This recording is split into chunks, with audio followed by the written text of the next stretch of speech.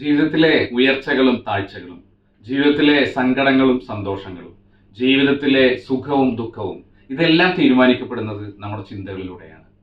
ചില ആളുകൾ കറുത്തുപോയതിൻ്റെ പേരിൽ വിഷമിക്കുന്നവരുണ്ട്. ചില ആളുകൾ കൂടുതൽ വെളുത്തുപോയതിൻ്റെ പേരിൽ വിഷമിക്കുന്നവരുണ്ട്. ചില ആളുകൾ മെല്ലിച്ചു പോയതിൻ്റെ പേരിൽ വിഷമിക്കുന്ന ആളുകളുണ്ട്. ചില ആളുകൾ കൂടുതൽ തടിച്ചു പോയതിൻ്റെ പേരിൽ വിഷമിക്കുന്ന ആളുകളുണ്ട്. ചില ആളുകൾ ഉയരക്കൂടുതലിൻ്റെ പേരിൽ ദുഃഖിക്കുന്ന ആളുകളുണ്ട്, സങ്കടപ്പെടുന്ന ആളുകളുണ്ട്. ചില ആളുകൾ പൊക്കം കുറഞ്ഞു എന്ന് പറഞ്ഞ് വിഷമിക്കുന്ന ആളുകളുണ്ട്. സത്യം പറഞ്ഞാൽ ഈ ചിന്തകളെല്ലാം നമ്മുടെ മനസ്സിൻ്റെ വിവിധ രീതിയിലുള്ള വ്യാപാരങ്ങൾ മാത്രമാണ്. നമസ്കാരം, വിനോദ് മാഷ്. VC ടോക്സിൻ്റെ മറ്റൊരു അധ്യായത്തിലേക്ക് പ്രിയപ്പെട്ട എല്ലാ കൂട്ടുകാർക്കും ഹൃദയം നിറഞ്ഞ സ്വാഗതം. കുറേ നാളുകളായി നമ്മൾ പരസ്പരം കണ്ടിട്ട്, അതിനിടയിൽ പല പ്രിയപ്പെട്ടവരും ഒരുപാട് വിളിച്ച് പറഞ്ഞതിൻ്റെയൊക്കെ ഭാഗമായി, പ്രതീക്ഷിക്കുന്നതിൻ്റെയും ആഗ്രഹിക്കുന്നതിൻ്റെയൊക്കെ ഭാഗമായിട്ടാണ് മറ്റൊരു വീഡിയോയുമായി പറയാൻ ആഗ്രഹിക്കുന്ന വളരെ പ്രധാനപ്പെട്ട വിഷയവുമായി പ്രിയപ്പെട്ട മുമ്പിലേക്ക് എത്തുന്നത്. ഒരിക്കൽ കൂടി VC ടോക്സിലേക്ക് എല്ലാവർക്കും ഹൃദയം നിറഞ്ഞ സ്വാഗതം നേരുന്നു. ഇന്ന് പറയാൻ ആഗ്രഹിക്കുന്നത് മറ്റൊന്നുമല്ല, ഒരുപക്ഷെ നിങ്ങളേറെ കേട്ടിരിക്കുന്നതായിരിക്കാം, എന്നാൽ പോലും അതിനെ വളരെ ശരിയായ രീതിയിലല്ലാതെ അല്ലെങ്കിൽ തെറ്റായ രീതിയിലൊക്കെ പലപ്പോഴും വ്യാഖ്യാനിക്കപ്പെടുന്ന ഒരു വിഷയമാണ്. അത് മറ്റൊന്നുമല്ല, സെൽഫ് ലവ് എന്നുള്ള ഒരു ആശയത്തെ സംബന്ധിച്ചാണ്. നമുക്കറിയാം, ഇന്ന് അതുമായി ബന്ധപ്പെട്ട് സോഷ്യൽ മീഡിയയിൽ ഒരുപാട് അഭിപ്രായങ്ങൾ പല വഴിയിലൂടെ പല ആളുകളിലൂടെയൊക്കെ നമ്മൾ കേട്ടിരിക്കും. അതൊന്നുകൂടി ഒരു ശാസ്ത്രീയമായി തന്നെ മനഃശാസ്ത്രപരമായി വിശകലനം ചെയ്യണം ചെറിയ രീതിയിൽ എന്നതാണ് ഞാൻ ആഗ്രഹിക്കുന്നത്. അതുകൊണ്ടാണ് ഇന്ന് ഈ വീഡിയോയുമായി പ്രിയപ്പെട്ടവരുടെ കൂടെ ചേരുന്നത്.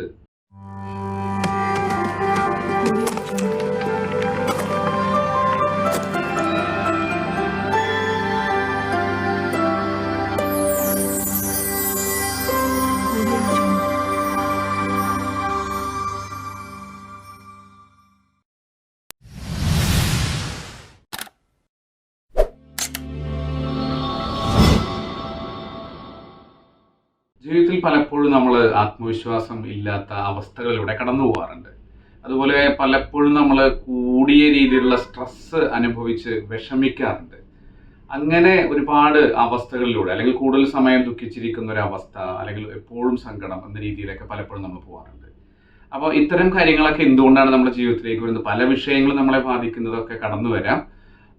ഇത്തരം ഒരു സാഹചര്യത്തിലൊക്കെയാണ് സത്യം പറഞ്ഞു കഴിഞ്ഞാൽ സെൽഫ് ലവിൻ്റെ വളരെ പ്രാധാന്യം ഞാൻ എൻ്റെ അനുഭവത്തിലൂടെ, എൻ്റെ പൊതുജീവിതത്തിലൂടെയാണെങ്കിലും മറ്റ് ഔദ്യോഗിക ജീവിതത്തിലൂടെയാണെങ്കിലും ഒക്കെ കണ്ടിട്ടുള്ളത്. ഇത്തരം ഒരു മാനസികാവസ്ഥയിലൂടെ ഒരുപാട് ആളുകൾ കടന്നു പോകുന്നതിൻ്റെ ഏറ്റവും പ്രധാനപ്പെട്ട കാരണമായി എനിക്ക് തോന്നിയിട്ടുള്ളത്, നേരത്തെ പറഞ്ഞ സെൽഫ് ലവുമായി ബന്ധപ്പെട്ട വിഷയം, അല്ലെങ്കിൽ സെൽഫ് ലവ് എന്താണെന്ന് തിരിച്ചറിയാതെ പോകുന്നതിൻ്റെ ഒരു വിഷയമായിട്ട് തന്നെയാണ് എനിക്ക് തോന്നാറുള്ളത്. അതുകൊണ്ടാണ് ഞാൻ ഇന്ന് സെൽഫ് ലവിനെ പറ്റി പറയണം എന്ന് ആഗ്രഹിച്ചത്. പലപ്പോഴും സെൽഫ് ലവിനെ തെറ്റായി വ്യാഖ്യാനിച്ചുകൊണ്ട് നമുക്ക് മുമ്പ് കേട്ടിട്ടുള്ളത് പോലെ മെഗലോമാനിയ പോലെ അല്ലെങ്കിൽ നാർസിസിസം പോലെ നമ്മളെ വളരെയധികം ആത്മരതി എന്ന രീതിയിലേക്കും, അവനവനെ കൂടുതൽ പ്രണയിക്കുക, അവനവനെ കൂടുതൽ ഇഷ്ടപ്പെടുക, അല്ലെങ്കിൽ അവനവനെ പറ്റി നമ്മൾ വലിയ അഹങ്കാരബോധത്തിലേക്ക് മാറുക എന്നതൊക്കെയാണ് മെഗലോമാനിയ എന്നതും അല്ലെങ്കിൽ നാർസിസിസം എന്ന് പറയുന്നതും ഒക്കെ.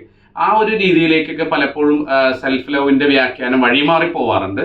പക്ഷെ സത്യം പറഞ്ഞു കഴിഞ്ഞാൽ മനഃശാസ്ത്രം എന്ന് പറയുന്നത് ഒരിക്കലും സെൽഫ് ലവിനെ ആ രീതിയിലല്ല നോക്കിക്കാണുന്നത് എന്ന് നമ്മൾ ഓരോരുത്തരും മനസ്സിലാക്കേണ്ടതുമുണ്ട്, തിരിച്ചറിഞ്ഞു പോകേണ്ടതുണ്ട്. നേരത്തെ പറഞ്ഞ സാഹചര്യങ്ങൾ, കൂടുതൽ സ്ട്രെസ് അനുഭവിക്കുന്ന സാഹചര്യങ്ങൾ, ദുഃഖം അനുഭവിക്കുന്ന സാഹചര്യങ്ങൾ, ആത്മവിശ്വാസം ഇല്ലാത്ത സാഹചര്യങ്ങൾ, ഈ സമയത്തൊക്കെ പലപ്പോഴും നമ്മൾ അതിൻ്റെ കാരണമായി മറ്റുള്ളവരെ ദ്രോഹിക്കുകയും അല്ലെങ്കിൽ അവനവനെ തന്നെ ദ്രോഹിക്കുകയും ചെയ്യുന്ന ഒരവസ്ഥയുണ്ട്.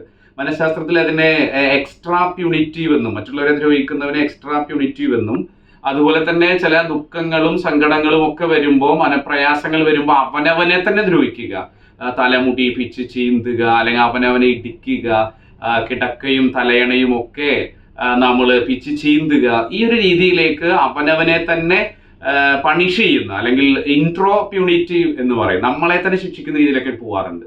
ഇതിൻ്റെയൊക്കെ കാരണമാണ് നേരത്തെ പറഞ്ഞ സെൽഫ് ലവിൻ്റെ ലാക്ക്, അല്ലെങ്കിൽ സെൽഫ് ലവിൻ്റെ അഭാവമാണ് ഇത്തരം ഒരു അവസ്ഥയിലേക്കൊക്കെ നമ്മളെ കൊണ്ടു ചെല്ലാറുള്ളത് എന്നതാണ് ഞാൻ മനസ്സിലാക്കി വെക്കുന്നത്. അപ്പം അതുകൊണ്ട് ആ ഒരു അവസ്ഥയൊക്കെ ഇല്ലാതിരിക്കാൻ നമ്മെ സഹായിക്കുന്ന വളരെ പ്രധാനപ്പെട്ട ഒരു ആശയമാണ് സെൽഫ് ലവ് എന്ന് പറയുന്നത്. അപ്പോൾ അത് നമുക്ക് എന്താണ് സത്യത്തിൽ മനഃശാസ്ത്രത്തിലൂടെ നോക്കിക്കാണുമ്പോൾ എന്താണ് സെൽഫ് ലവ്?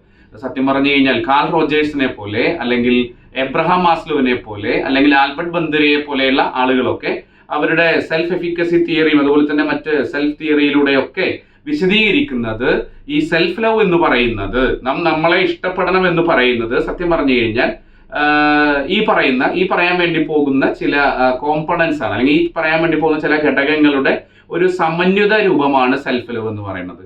അതിൽ ഏറ്റവും പ്രധാനപ്പെട്ടത് സെൽഫ് അവയർനെസ് തന്നെയാണ്. നമുക്ക് നമ്മളെ പറ്റിയുള്ള നല്ല ധാരണ. രണ്ടാമത്തത് സെൽഫ് വർത്ത് എന്നുള്ളതാണ്, നമുക്ക് നമ്മളെ പറ്റിയുള്ള ഒരു മൂല്യബോധം. പിന്നെ ഒന്ന് സെൽഫ് എസ്റ്റീം എന്നുള്ളതാണ്, ആത്മാഭിമാന ബോധം എന്നുള്ളതാണ്. മറ്റൊന്ന് സെൽഫ് കെയർ എന്നുള്ളതാണ്, നമ്മെ തന്നെ കൂടുതൽ നമുക്ക് സെൽഫ് കെയർ കൊടുക്കുക എന്നുള്ളതാണ്. മറ്റൊന്ന് സെൽഫ് കമ്പാഷൻ എന്നുള്ളതാണ്, നമ്മളോട് അലിവുള്ളവരും അനുകമ്പയുള്ളവരുമായി നമുക്ക് നിൽക്കാൻ വേണ്ടി കഴിയുക. ഇങ്ങനെ 4-5 കമ്പോണൻസ്, 4-5 ഘടകങ്ങൾ ചേർന്നുകൊണ്ടാണ് സത്യത്തിൽ സെൽഫ് ലവ് എന്ന് പറയുന്ന ഒരു കോൺസെപ്റ്റ്, ഒരു ആശയം രൂപീകരിക്കപ്പെട്ടുള്ളത്. അത് നമുക്കറിയാം, മനുഷ്യൻ എന്ന് പറയുന്നത് മനസ്സിന്റെയും അതുപോലെ തന്നെ ശരീരത്തിന്റെയും ഒരു സമന്വയ രൂപമാണ്, അല്ലെങ്കിൽ combination of mind and body എന്ന് പറയും മനുഷ്യനെ. എന്ന് വെച്ച് കഴിഞ്ഞാൽ നമ്മൾ പറയും മനസ്സ് സത്യം പറഞ്ഞാൽ അത്രമേൽ പ്രധാനപ്പെട്ടതാണ്. Mind is everything, what you think that you become എന്നുള്ളതാണ്. അതായത് മനസ്സ് തന്നെയാണ് ജീവിതത്തിൽ ഏറ്റവും പ്രധാനപ്പെട്ടത്. നമ്മൾ എന്താണോ ചിന്തിക്കുന്നത് അതായി നമ്മൾ മാറുമെന്നാണ് മനഃശാസ്ത്രം പറയുന്നത്. അതിന്റെ ഒരു വിശദീകരണത്തിലേക്കൊന്നും ഞാൻ ഈ അവസരത്തിൽ പോകുന്നില്ല. നേരത്തെ പറഞ്ഞ ഘടകങ്ങൾ നമ്മളൊന്ന് ഓർത്തു പോവേണ്ടതാണ്. അതാണ് സത്യം പറഞ്ഞാൽ സെൽഫ് ലവ് രൂപീകരിക്കപ്പെട്ടിട്ടുള്ളത് ആ ഒരു ആശയങ്ങളിലൂടെയാണ് നാം മനസ്സിലാക്കി പോകണം. അപ്പോൾ നമുക്ക് എങ്ങനെയൊക്കെയാണ് ഈ സെൽഫ് ലവ് നമുക്ക് ഉണ്ടാക്കിയെടുക്കാൻ വേണ്ടി കഴിയുക? അതിൽ ഏറ്റവും പ്രധാനപ്പെട്ട കാര്യം, നമ്മുടെ ജീവിതാവസ്ഥയിൽ ഒരിക്കലും നമ്മളെ മറ്റൊരാളുമായി കമ്പയർ ചെയ്യരുത് എന്നുള്ളതാണ്. Don't compare your self with others എന്നുള്ളതാണ്. മറ്റുള്ള ഒരാളുമായിട്ടും മറ്റുള്ള ആളുകളുടെ ജീവിത നിലവാരമായോ മറ്റുള്ളവരുടെ നേട്ടങ്ങളെ സംബന്ധിച്ചൊന്നും നമ്മളെ വെച്ചുകൊണ്ട് കമ്പയർ ചെയ്യാതിരിക്കുക എന്നുള്ളതാണ് ഒന്നാമത്തെ കാര്യം. രണ്ടാമത്തെ കാര്യം, മറ്റുള്ളവരുടെ അഭിപ്രായങ്ങൾ ഒരിക്കലും നമ്മെ വിഷമിപ്പിക്കുന്ന ഒരു അവസ്ഥയിലേക്ക് എത്താൻ വേണ്ടി പാടില്ല. നമ്മൾ പറയും don't give the key of our happiness to others എന്ന് പറയും. നമ്മളുടെ സന്തോഷത്തിന്റെ താക്കോൽ ഒരിക്കലും മറ്റൊരാളെ ഏൽപ്പിക്കരുത് എന്ന് പറയാറുണ്ട്. അപ്പൊ രണ്ടാമത്തെ കേസ് എന്ന് പറയുന്നത്, മറ്റുള്ളവരുടെ അഭിപ്രായങ്ങൾ ഒരിക്കലും നമ്മെ വേദനിപ്പിക്കുന്ന ഒരവസ്ഥയിലേക്ക് പൊയ്ക്കൂടാ എന്നുള്ളതാണ്. മറ്റേ മൂന്നാമത്തെ ഒരു പ്രധാനപ്പെട്ട കാര്യം എന്ന് പറയുന്നത്, നമുക്ക് ഈ സെൽഫ് ലവ് ഉണ്ടാക്കിയെടുക്കാനുള്ള പ്രധാനപ്പെട്ട ഒരു സൂത്രം എന്ന് പറയുന്നത്, നമുക്കറിയാം നമ്മുടെ ജീവിതത്തിൽ പല ടോക്സിക് പീപ്പിൾസ് കടന്നു വരും. ഒരിക്കലും നമുക്ക് ഗുണകരമല്ലാത്ത, നമ്മെ എപ്പോഴും കുറ്റം പറയുന്ന അല്ലെങ്കിൽ നമുക്ക് ദോഷകരമായി മാറുന്ന പല ആളുകളുണ്ട്.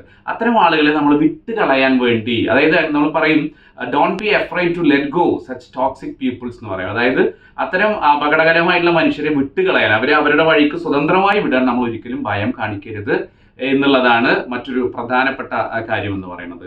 മറ്റൊരു കാര്യം എന്ന് പറയുന്നത്, നമ്മുടെ ചെറിയ ചെറിയ വിജയങ്ങൾ, വളരെ ചെറിയ വിജയങ്ങളാണെങ്കിൽ പോലും മനസ്സ് തുറന്ന് സന്തോഷിക്കാൻ, ആസ്വദിക്കാൻ നമ്മൾ പ്രാക്ടീസ് ചെയ്യുക എന്നുള്ളതാണ്.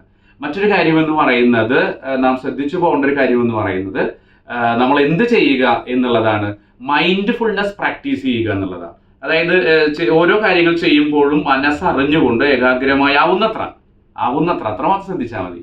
ആ ഒരു രീതിയിലേക്ക് നമ്മളൊരു മൈൻഡ്ഫുൾനെസ്, ശ്രദ്ധാപൂർണത പ്രാക്ടീസ് ചെയ്യുക. നാം ചെയ്യുന്ന കാര്യങ്ങൾ എന്താണോ അതിലേക്ക് പരമാവധി ഫോക്കസ് ചെയ്യാൻ വേണ്ടി ശ്രമിക്കുക എന്നുള്ളതാണ് മൈൻഡ്ഫുൾനെസ് എന്നതിലൂടെ ഉദ്ദേശിക്കുന്നത്. ഇത്തരം കാര്യങ്ങളൊക്കെ നമ്മളൊന്ന് ശ്രദ്ധിച്ചു പോവുകയാണെങ്കിൽ നമുക്ക് നമ്മുടെ ജീവിതത്തിലേക്ക് എന്ത് കൊണ്ടുവരാൻ വേണ്ടി കഴിയും? ഈ പറയുന്ന സെൽഫ് ലവ് കൊണ്ടുവരാൻ വേണ്ടി കഴിയും എന്നുള്ളതാണ് ഏറ്റവും പ്രധാനപ്പെട്ട കാര്യം. പിന്നെ എന്തൊക്കെയാണ് ഇതിന്റെ നേട്ടങ്ങൾ എന്നുള്ളതല്ലേ? ഇതിന്റെ നേട്ടം നേരത്തെ ഞാൻ തുടക്കത്തിൽ പറഞ്ഞു. നമുക്ക് ആത്മവിശ്വാസം എന്ന് പറയുന്നത് അങ്ങേയറ്റം ഉയർത്തി നിർത്താൻ നമുക്കിത് സാധിക്കും എന്നുള്ളതാണ്. സെൽഫ് ലവ് പ്രാക്ടീസ് ചെയ്യുന്നതിലൂടെ ആത്മവിശ്വാസം നമുക്ക് അങ്ങേയറ്റം നിലനിർത്താൻ വേണ്ടി കഴിയും. രണ്ട്, സ്ട്രെസ്ഫുൾ ആയിട്ടുള്ള സാഹചര്യങ്ങൾ നമുക്ക് ഒഴിവാക്കാൻ വേണ്ടി കഴിയും. ജീവിതത്തിൽ എപ്പോഴും ഇങ്ങനെ തിരക്ക് പിടിച്ച ജീവിതത്തിൽ നമുക്കറിയാം സ്ട്രെസ്ഫുൾ ആണ് എല്ലാവരും. അപ്പൊ ആ സ്ട്രെസ് ഇല്ലായ്മ ചെയ്യാൻ വേണ്ടി നമുക്ക് ഈ പറയുന്ന സെൽഫ് ലവ് പ്രാക്ടീസ് ചെയ്യുന്നതിലൂടെ ലഭിക്കും എന്നുള്ളതാണ് പ്രധാനപ്പെട്ട ഒരു കാര്യം. മറ്റൊന്ന് പറയുന്നത് റെസിലിയന്റ് ആയി മാറുക. ഏത് ജീവിതത്തിലും നമുക്ക് ഏത് പ്രയാസങ്ങളിലും പ്രതിസന്ധിയിലും ഒക്കെ ഫ്ലെക്സിബിൾ ആയിരിക്കാനും അഡാപ്റ്റബിൾ ആയിരിക്കാനും ഏത് സാഹചര്യത്തോടും ഇണങ്ങിച്ചേരാൻ കഴിയാവുന്ന, പ്രതിരോധിച്ച് നിൽക്കാൻ കഴിയുന്ന ഒരു അവസ്ഥയിലേക്ക് റെസിലിയന്റ് ആയി നിൽക്കാൻ വേണ്ടി നമുക്ക് സാധിക്കും എന്നുള്ളതാണ് മറ്റൊരു കാര്യം എന്ന് പറയുന്നത്. അതുപോലെ തന്നെ നമുക്കറിയാം ഹാപ്പി ഹോർമോൺ എന്നറിയപ്പെടുന്ന ഡോപ്പമൈൻ ഉണ്ട്.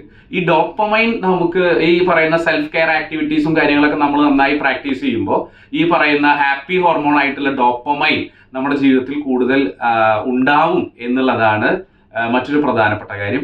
അങ്ങനെ ഇഷ്ടം പോലെ ഒരുപാട് ഗുണങ്ങൾ സത്യം പറഞ്ഞു കഴിഞ്ഞാൽ സെൽഫ് ലവ് പ്രാക്ടീസ് ചെയ്യുന്നതിലൂടെ നമുക്ക് ലഭിക്കും എന്നുള്ളതാണ്. ഒരിക്കലും അതിനെ നേരത്തെ പറഞ്ഞ മെഗലോമാനിയ ആയിട്ടോ അല്ലെങ്കിൽ അതിനൊരിക്കലും നാർസിസിസം എന്ന രീതിയിലോ നമ്മൾ ചിന്തിക്കേണ്ടതില്ല.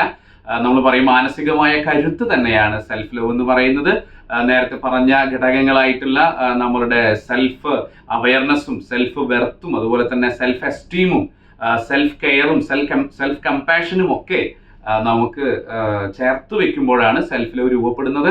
അതിലൂടെ ജീവിത വിജയം തന്നെ നമ്മൾ പറയും. ഇത്തരം കാര്യങ്ങളൊക്കെ നേടിയെടുക്കുന്നതിലൂടെ വി ആർ ഡിറ്റർമൈൻഡ് എന്ന് പറയും. If you are determined, no one can stop you. If you are not determined, no one can help you. നമ്മൾ മാനസികമായി ഉറച്ച തീരുമാനത്തിലാണെങ്കിൽ, ഡിറ്റർമൈൻഡ് ആണ് എങ്കിൽ ഒരാൾക്കും നമ്മളെ തടയാൻ വേണ്ടി കഴിയില്ല. നമ്മൾ മാനസികമായ ഉറച്ച തീരുമാനത്തിലല്ല എങ്കിൽ ഒരാൾക്കും നമ്മളെ സഹായിക്കാനും വേണ്ടി കഴിയില്ല എന്നുള്ളതാണ്. അപ്പോൾ തീർച്ചയായും ജീവിതത്തിൽ ഡിറ്റർമൈൻഡ് ആയിട്ട് നമുക്ക് മുന്നോട്ട് പോവാം. സെൽഫ് ലവ് പ്രാക്ടീസ് ചെയ്തുകൊണ്ട് നമുക്ക് ചുറ്റും ഒരു പൂക്കാലം തന്നെ സൃഷ്ടിക്കാം. അങ്ങനെ നമുക്ക് ആ ഒരു ചിന്തയുടെ വസന്തത്തിലൂടെ നമുക്ക് സഞ്ചരിക്കാം. സന്തോഷത്തെ അങ്ങനെ നമുക്ക് കണ്ടെത്താം എന്നുള്ളതാണ് ഈ വീഡിയോയിൽ പറയാൻ ആഗ്രഹിച്ചത്. അപ്പോൾ ഈ വീഡിയോ നിങ്ങൾ ഇഷ്ടപ്പെടുകയാണെങ്കിൽ ഈ ചാനൽ എന്ത് ചെയ്യുക, സബ്സ്ക്രൈബ് ചെയ്യുക. അതുപോലെ തന്നെ കൂടുതൽ നോട്ടിഫിക്കേഷൻ ലഭിക്കുന്നതിന് വേണ്ടി ബെൽ ബട്ടൺ കൂടി അമർത്തുക. Thank you.